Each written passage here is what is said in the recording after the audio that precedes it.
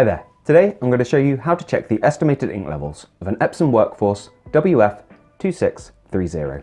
This is nice and simple, done from the printer itself, using nothing but the control panel you can see here and the built-in screen. So, with the printer on and ready to print, you need to be on the home screen of the printer, shown here with a little home icon. If you're not there already, press the button, also marked with that icon. And we use the down arrow until we get to Setup, press OK. The very first option here is ink levels, so we press OK.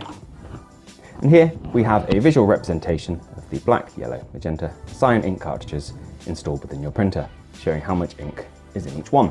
As you can see, the yellow one is almost out of ink, and when it reaches the point that your printer thinks the ink cartridge is empty, it will prevent you from printing, regardless of how much ink is actually in the ink cartridge, because these are only an estimate. You do need one of each colour installed in your printer to carry on printing, so if your machine's refusing to print, one of these is showing us out, that is the reason.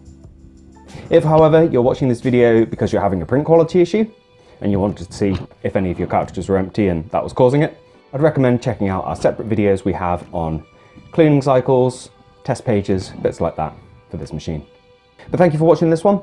If you found it useful, please do let me know with a like. If there's anything else we can help with, please do let me know down in the comments. Otherwise, thank you for watching, and we'll see you next time. Take care. Bye-bye.